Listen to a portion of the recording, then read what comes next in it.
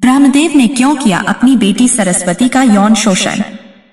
नमस्कार दोस्तों, तो स्वागत है हमारे फिर से YouTube चैनल में। तो दोस्तों, जानकारी के लिए आपको बता दें कि ब्रह्मदेव ने किया था अपने ही पुत्री माता सरस्वती का यौन शोषण। तो दोस्तों, क्या आपको इसके बारे में पहले से पता था? अगर नहीं पता है तो लिए हम आपको इस वीडियो में बताते हैं। लेकिन उससे पहले दोस्तों, आपने अभी तक मेरे चैनल को लाइक, सब्सक्राइब और कमेंट में जय माँ सरस्वती नहीं लिखे हैं तो कृपया जल्द से जल्द लिख दें, क्योंकि दोस्तों हम लोगों को विद्या देने वाली माता सरस्वती ही है, जिससे हम बचपन से विद्या प्राप्त किए हैं। और आज कहीं ना कहीं हम इस मुकाम पर हैं, ताकि हम कहीं जग जाते हैं तो हमें परेशानी नहीं होती है, क्योंकि विद्या ही ऐसी एक चीज है जो हर इंसान को जीना सिखाती है, किस तरह काम करना चाहिए, सब कुछ विद्या ही सिखाती है। इसलिए दोस्तों, आपसे हाथ जोड़कर निवेदन है कि आप मेरे चैनल को लाइक, सब्सक्राइब करें और कमेंट बॉक्स में जय माँ सरस्वती अवश्य लिखें।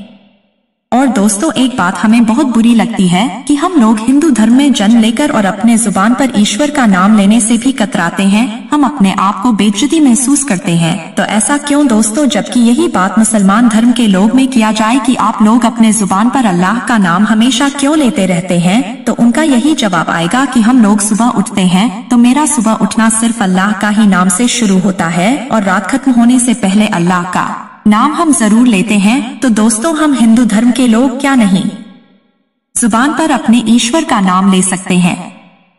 यही बात हमें बहुत बुरी लगती है। तो दोस्तों, हम आपसे हाथ जोड़कर गुजारिश करते हैं कि आप अपने जुबान पर ईश्वर का नाम नहीं ले सकते। ईश्वर का नाम लेने में बेइज्जती महसूस होता है, तो आप कम से कम कमेंट बॉक्स में जय माँ सरस्वती तो लिख सकते हैं ना। तो इसलिए दोस्तों, हम आपसे हाथ जोड़कर विनती करते हैं कि आप मेरे चैनल को लाइक, सब्सक्राइब और कमेंट में जय माँ सरस्वती अवश्य लिखें। तो चलिए दोस्तों, वीडियो शुरू करते हैं और बताते हैं कि कैसे ब्रह्मदेव ने अपनी ही बेटी माता सरस्वती का यौन शोषण किया था। तो दोस्तों, विद्या और कला की देवी सरस्वती को पवित्रता और उर्वरता की देवी मान गया है, और कहते हैं जिसके ऊपर सरस्वती का आशीर्वाद होता है उसका जीवन सदैव के लिए प्रकाशमय हो जाता है। लेकिन ऐसी कौन सी वजह थी जो इनके ऊपर स्वयं इनके पिता ने कुदृष्टि डाली थी? हमारे सृष्टि की रचना करने वाले ब्रह्मदेव माता सरस्वती के पिता थे। सरस्वती पुराण में इस बात का उल्लेख मिलता है कि ब्रह्मदेव ने सृष्टि का निर्माण करने के बाद अपने वीर्य से सरस्वती जी को जन्म दिया था। इनकी कोई माता नहीं है, इसलिए यह ब्रह्मा जी की पुत्री के रूप में जानी जाती थी। वही मत्स्य पुराण के अनुसार ब्रह्मा के 5 सिर थे। जब उन्होंने सृष्टि की रचना की तो वह इस समस्त ब्रह्मांड में बिल्कुल अकेले थे। ऐसे में उन्होंने अपने मुख से सरस्वती, सांध्य, ब्राह्मी को उत्पन्न किया। कहते हैं देवी सरस्वती इतनी रूपवंती थी कि स्वयं ब्रह्मा जी उनके सुंदर रूप से आकर्षित हो गए थे और उनसे विवाह करना चाहते थे। किंतु जब माता को इस बात की भनक लगी तो वह ब्रह्मा जी से बचने के लिए चारों दिशाओं में छुपने लगी।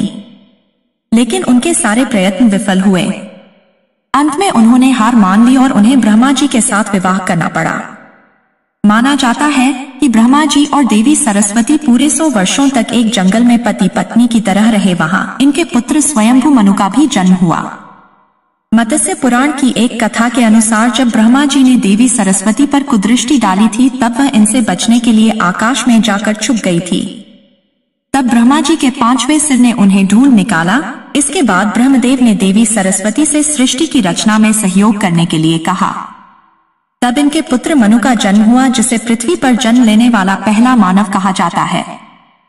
इसके अलावा मनु को वेदों, सनातन धर्म और संस्कृत समेत समस्त भाषाओं का जनक भी कहा जाता है।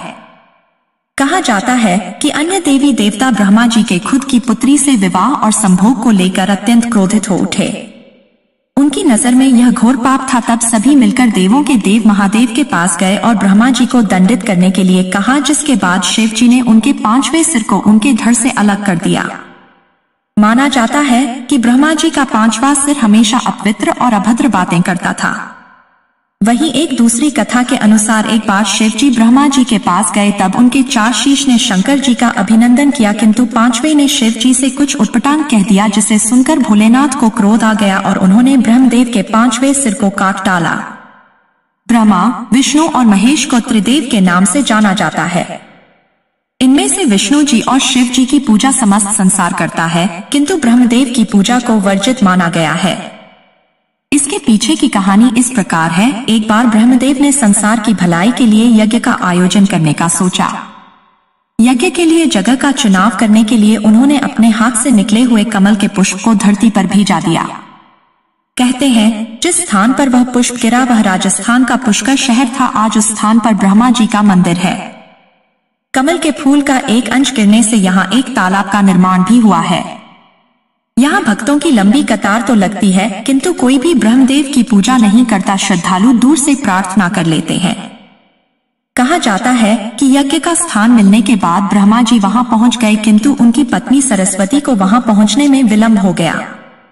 ब्रह्मदेव ने सोचा कि कहीं यज्ञ का शुभ मुहूर्त न निकल जाए, इसलिए उन्होंने एक स्थानीय ग्वालबाला से शादी कर ली और यज्ञ में बैठ गए। थोड़ी देर बाद जब सरस्वती पहुंची तो ये सब देखकर वह अत्यंत क्रोधित हो उठी और उसने ब्रह्मा जी को श्राप दे दिया कि पृथ्वी लोक पर कोई भी उनकी पूजा नहीं करेगा और न ही कोई उन्हें याद करेगा। देवी सरस्वती का क्रोध देखकर सभी देवता घबरा गए और उनसे शांत रहने के लिए प्रार्थना करने लगे। इतना ही नहीं, सभी देवताओं ने देवी से अपना श्राप वापस लेने को कहा, किंतु उन्होंने ऐसा नहीं किया। जब उनका क्रोध शांत हुआ तब उन्होंने कहा कि जिस स्थान पर कमल का पुष्प गिरा था सिर्फ वहीं ब्रह्मदेव की पूजा होगी। अन्य किसी भी स्थान पर अगर उनकी आराधना हुई या उनका मंदिर बना तो वहां का विनाश हो जाएगा।